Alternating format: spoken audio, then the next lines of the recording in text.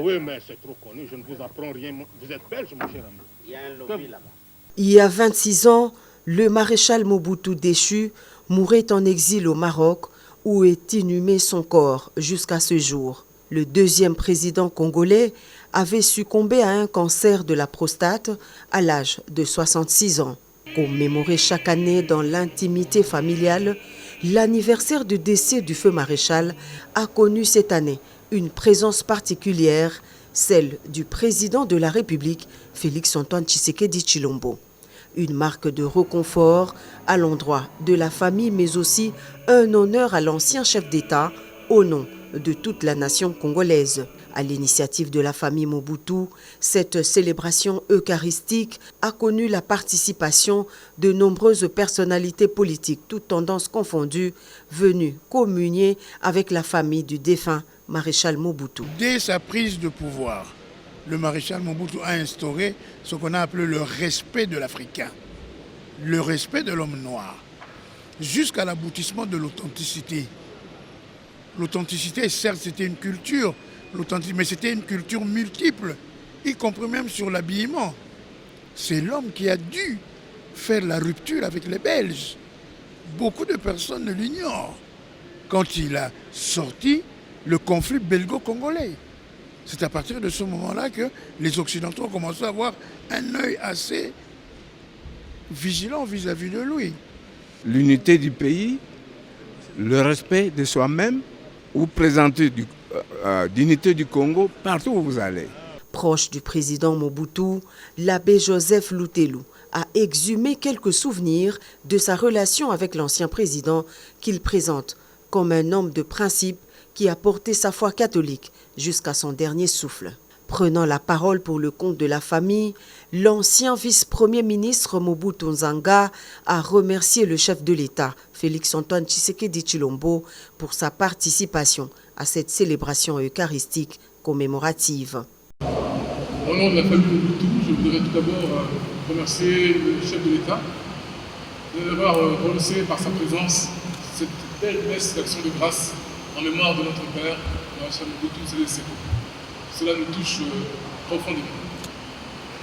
Je voudrais également dire que par la réponse que vous nous avez donnée aujourd'hui, vous avez répondu également à cet appel de l'unité, très important pour nous. Chaque humain est particulier par sa vision des choses. Le maréchal Mobutu avait la sienne, qui se résume à l'unité du Congo.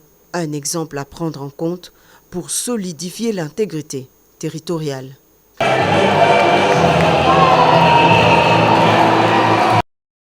C'est de porter la République démocratique du Congo à la hauteur d'une dignité continentale et même intercontinentale. Ce rendez-vous avec l'histoire de la cohésion. Partout où la paix était menacée, il était présent lui-même. Et il a prouvé de quoi il était capable. Pour moi aujourd'hui, c'est un jour un peu spécial parce qu'il y a tout juste 2 semaines, j'étais à Kamanyola, parce que je voulais voir Kamanyola et voir pourquoi le maréchal Mobutu avait un tel amour pour cette ville de Kamanyola. Grâce à son mouvement d'authenticité à l'époque, j'ai eu un nom totalement zaïrois. Et souvent on me demande si je n'ai pas un autre nom. Je dis non, c'est mon nom. Premièrement. Deuxièmement, c'est quelqu'un qui a fait énormément pour le mécénat dans la culture et les arts et qui a encouragé mon défunt père à grandir et à faire de grandes choses. Aujourd'hui, la ville de Kinshasa compte plus de 15 monuments et ça a été vraiment sous l'impulsion à l'époque de la politique culturelle qui avait été mise en place par le maréchal et ses différents gouvernements.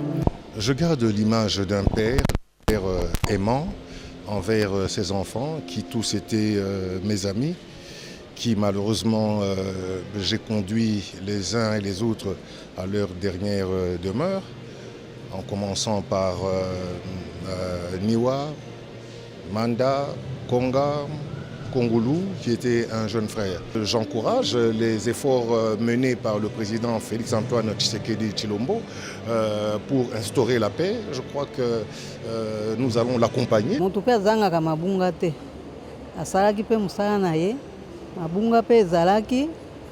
naloba mingi te eza ngonga ya nzambe elere ekokaki mpe nde azwi ye aza papa na meseneki na ye makasi tolemesa moko tovoyage avion moko mais azalaki papa. Ce que nous gardons, c'est vraiment un homme qui aimait son pays, les valeurs de mettre en avant le Congolais de l'époque, les valeurs de mettre en avant, je veux dire, l'entrepreneuriat congolais.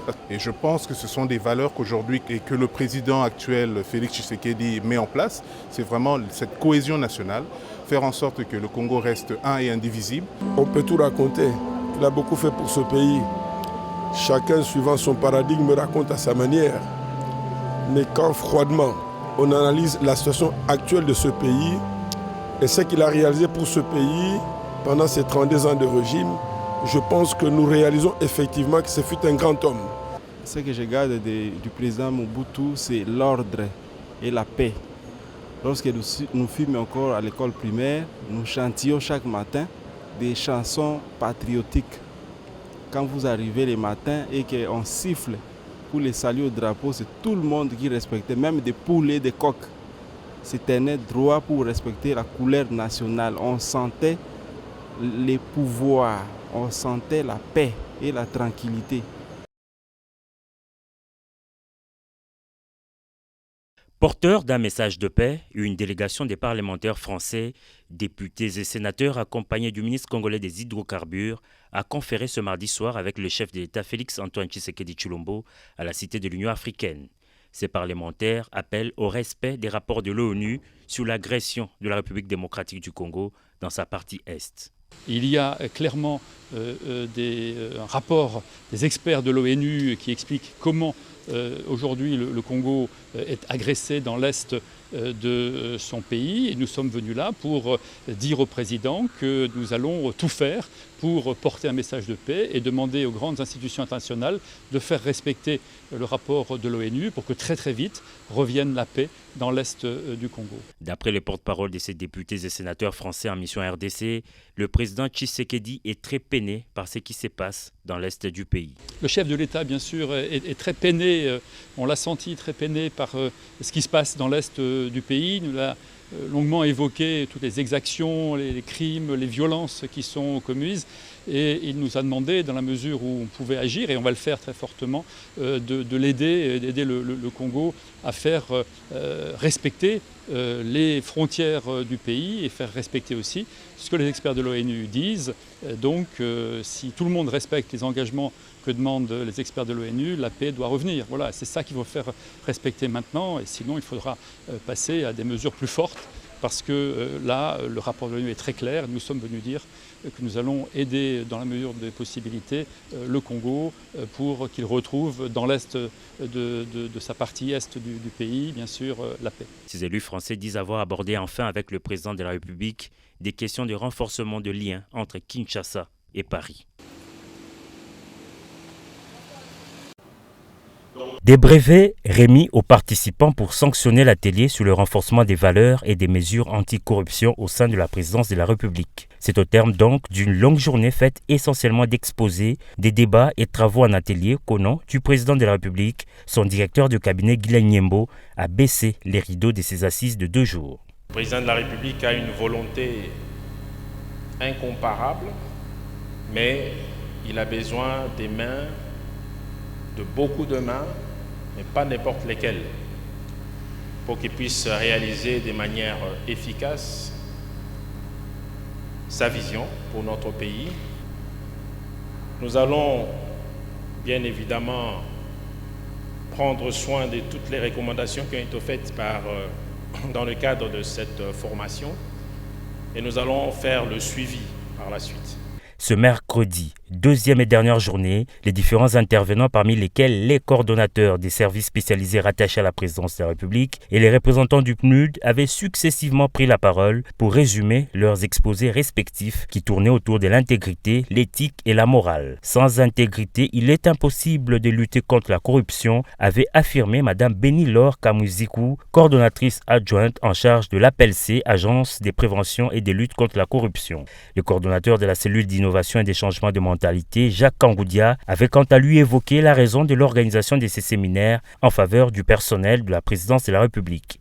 Parler de la corruption à la présidence de la République se justifie par le fait que c'est l'institution qui fixe le cap et donne l'impulsion aux autres institutions, a-t-il fait savoir. Après ces récapitulatifs de la première journée, tour à tour, les bishops Abraham Djamba et le professeur John Mala ont eu à présenter des exposés respectivement sur la gouvernance et gestion axée sur les résultats et sur l'autogouvernance ou la gestion de soi. Ces deux intervenants ont énuméré quelques indicateurs qui marchent avec les concepts de gouvernance axés sur les résultats et autogouvernance, à savoir l'obligation morale de redevabilité, la transparence, la réceptivité, la prospective, la primauté du droit, la participation consciente et responsable.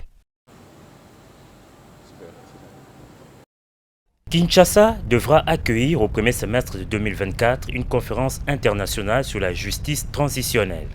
L'annonce a été faite ce mardi 5 septembre 2023 à l'issue de l'audience que le chef de l'État Félix-Antoine Tshisekedi Tshilombo a accordée à une délégation de la Commission de l'Union européenne conduite par Didier Reynders, commissaire européen à la justice. Avec le président, j'ai surtout parlé de la situation sécuritaire, bien entendu, en particulier à l'Est.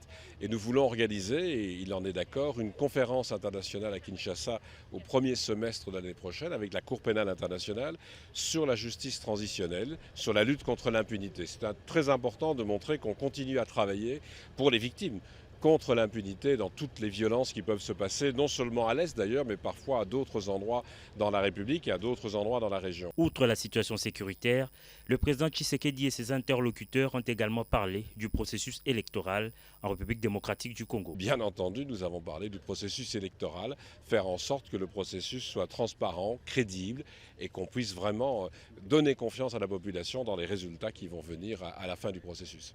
Ces hauts fonctionnaires européens ont enfin fait savoir que son institution travaille en étroite collaboration avec la Cour constitutionnelle, le Conseil supérieur de la magistrature et la ministre de la Justice pour moderniser la justice congolaise et accompagner la formation de nouveaux magistrats.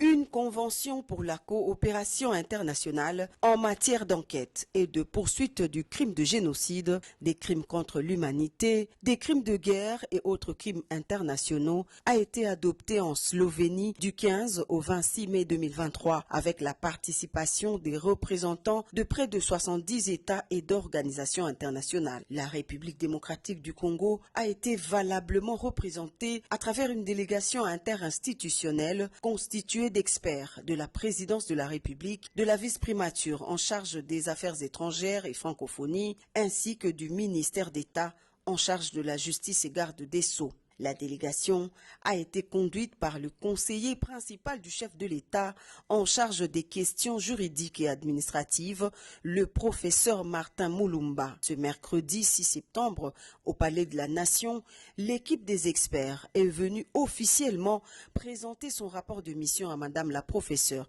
Nicole Tumba-Boacha, directeur de cabinet adjoint du chef de l'État en charge des questions politiques, juridiques et diplomatiques. D'entrée de jeu, Madame Boacha a remercié les plénipotentiaires pour le travail abattu en mettant un accent particulier sur la détermination du chef de l'État, Félix-Antoine Tshisekedi Tshilombo, à lutter contre toutes les formes d'impunité. Cette convention multilatérale constitue un outil important pour la République démocratique du Congo dans sa lutte contre l'impunité des crimes internationaux dont les auteurs trouvent parfois refuge sur les territoires des États étrangers afin d'échapper aux poursuites pénales des autorités congolaises compétentes. Occasion pour la délégation des experts de signer officiellement le rapport de leur mission sous la supervision de Madame Ladir Kaba Nicole Tumba-Boacha. Dans leur rapport, la délégation interinstitutionnelle indique qu'il est souhaitable pour la RDC, après avoir négocié cette convention, de signer et de ratifier celle-ci dans les meilleurs délais afin de rendre effective la volonté du président de la République, celle d'asseoir un véritable état de droit où l'impunité des crimes graves n'a pas sa place. effectivement, c'est la gaieté, c'est la joie immense parce que le chef de l'État, il avait promis que voilà, il va mettre l'homme au centre de tout et aujourd'hui il est en train de concrétiser. Au départ, il y avait d'abord la gratuité de l'enseignement et nous avons vu que ça a allégé notamment le facture social dans nos différentes familles respectives. Et aujourd'hui, il y a la gratuité notamment des naissances et des maternités. Cela va permettre aux différentes familles qui étaient d'autres dans des situations très délicates à ce qui concerne la prise en charge des femmes qui mettent au monde, mais aussi les enfants qui naissent parce qu'ils ont toujours une certaine vulnérabilité, une certaine fragilité. Et le chef de l'État vient encore de donner encore un coup d'accélérateur, c'est-à-dire de faciliter que les différentes familles puissent avoir notamment l'accessibilité aux soins de maternité sans pourtant qu'ils puissent déposer un franc ou quelque chose. Donc cela démontre à suffisance que le chef de l'État, il est vraiment un vrai socialiste et il est issu de l'école, disons, de social-démocratie. Et c'est là, ça se concrétise du jour au jour. Donc nous sommes très contents que le chef de l'État puisse opérationnaliser cet événement dans notre municipalité. Et je pense que nous, en tant que les responsables de la municipalité, nous allons faire de notre mieux pour que ça soit vulgarisé. Et nous félicitons encore une fois le chef de l'État et nous pensons qu'il va continuer. Et nous demandons à tous nos compatriotes de le soutenir. Parce que nous avons vu des régimes précédents et personne n'a voulu mettre l'homme au centre. On peut parler de mettre l'homme au centre, mais faire des actions concrètes qui matérialisent certainement la promesse, ce n'est pas donné à tout le monde. Donc on a tout intérêt de le soutenir pour que les différentes ambitions qu'il a pour notre nation se réalisent.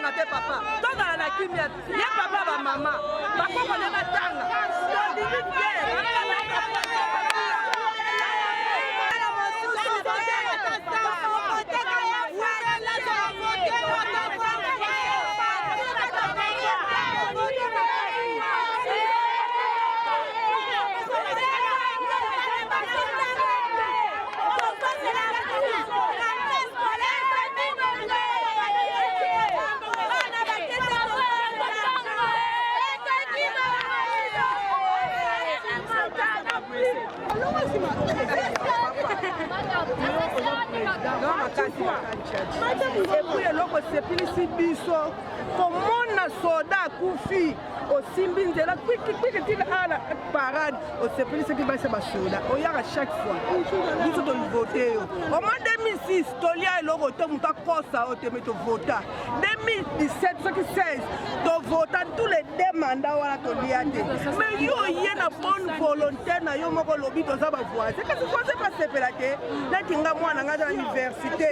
C'est un Mobutu, nous avons voté par la Soda, mais Lelo, moi, na Soda, Azoba Kokoma, moi, na Soda, Zakote, Kotanga, Ponani, on l'a accepté bonne volonté. Bonne volonté, on l'a accepté bisoana. Kende na ngoti na suka, yeba ke 2000, soki Lelo, moi, na Soda, Azoba Kokoma, moi, na Soda, Zakote, Kotanga, Ponani, on l'a accepté bonne volonté. Bonne volonté, on l'a accepté bisoana. Kende na ngoti na suka, yeba ke 2000, soki okende l'élection, papa.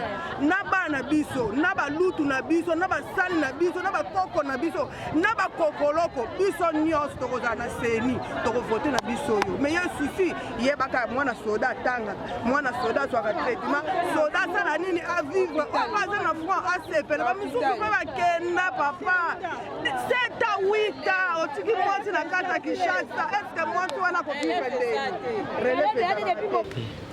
Je suis président du conseil d'administration du Fonds de promotion de la santé, qui est une des structures de la couverture santé universelle. Docteur, vous êtes témoin oculaire dans lequel le chef de l'État a lancé la gratuité de la maternité aujourd'hui. Avez-vous un point de vue à y mettre? Bien sûr, ici on a la matérialisation de la vision du chef de l'État, à savoir d'offrir à chaque citoyen congolais l'accès aux soins de santé et de qualité. Vous savez, par rapport à la maternité, sur 1000 accouchements, il y a 5 mamans qui décèdent. Et des bébés également dans la même proportion pratiquement. Donc offrir l'accès aux soins de qualité par rapport à la maternité, c'est éviter ces morts inutiles, ces morts qu'on peut supprimer en prenant en charge la femme très tôt dès la conception. Et vous savez, les nouveau-nés également, il y a une mortalité infantile, néonatale importante dans notre pays. Mais avec ce que nous avons lancé aujourd'hui, ce que le chef de l'État a lancé aujourd'hui, les nouveau-nés seront pris en charge jusqu'à leur 28e jour. Donc ça va permettre aussi de diminuer, si pas à supprimer cette mortalité néonatale. Donc voilà, en substance, je pense là que nous sommes des témoins d'un changement important dans notre système de santé. Vous savez, il y a des femmes qui voient l'hôpital faute de moyens financiers que le jour de l'accouchement. Elle est tombée enceinte, elle ne fait pas de consultation. Et puis elle vient à l'hôpital juste pour accoucher et puis elle rentre. Mais ici, avec cette évolution, nous allons permettre à la femme qui tombe enceinte d'être suivie en consultation, ce qui permettra de l'éduquer, l'instruire par rapport au planning de naissance désirable. Et puis ça va permettre de diagnostiquer très tôt certaines complications dont peuvent souffrir les bébés ou l'enfant, le fœtus, par un suivi régulier de la femme enceinte. Et la femme enceinte décède aussi parfois faute de suivi parce qu'il y a des complications qu'on pouvait résoudre. Mais ici, ça va être le cas. Donc c'est une très grande révolution. Les gens ne se rendent pas encore compte aujourd'hui parce que c'est le jour du lancement. Mais d'ici quelques mois, quelques années, on verra que ça a été un bien, un énorme fait à la population. Les gens veulent que le chef de l'État réalise des choses qui changent le quotidien des gens. Et là, ça va changer le quotidien des gens parce que vous savez, il y a des femmes qui donnent naissance dans des maternités et qui sont retenues faute de moyens dans les hôpitaux pendant plusieurs semaines. Mais c'est fini cette histoire-là à partir de ce soir. Parce que les femmes qui vont accoucher aujourd'hui seront prises en charge. Donc socialement, ça va toucher les familles. Dans chacune de nos familles, les femmes accouchent. Donc, comme c'est pris en charge par l'État, donc toutes nos familles auront un impact direct. Donc c'est une mesure, c'est un plan qui va changer, qui va impacter toutes nos familles. Et je pense que là, le chef de l'État est en train de montrer qu'il a les soucis du social et qu'il ne les dit pas seulement en paroles comme les slogans, mais qu'il les concrétise. Voilà. Merci. Merci. En tout cas, vous avez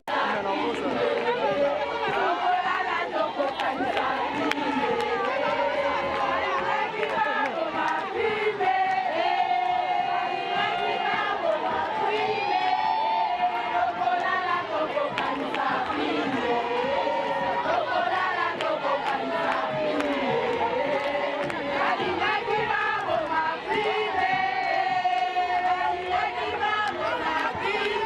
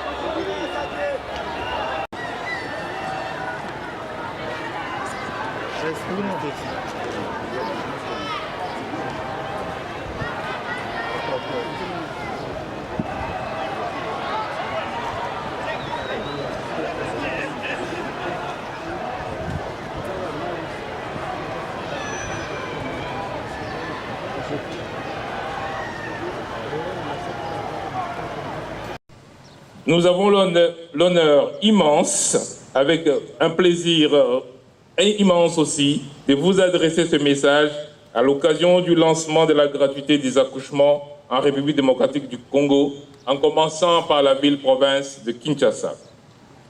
Ce premier paquet de soins de la couverture santé universelle concerne la prise en charge des femmes enceintes, des accouchements, des nouveau-nés jusqu'au 28e jour de leur existence, marquant ainsi le début effectif de la couverture santé universelle en République démocratique du Congo. Certains se demandent pourquoi nous avons choisi de commencer la CSU en mettant l'action sur le couple mère-enfant.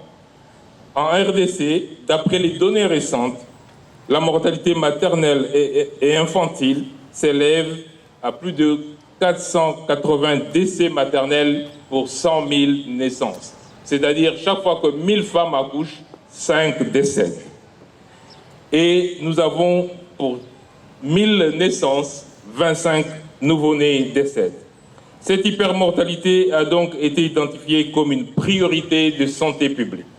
Voilà pourquoi nous avons instauré des stratégies novatrices et efficaces fondées sur la vision de la couverture santé universelle pour réduire cette hypermortalité maternelle et ainsi atteindre les objectifs de développement durable.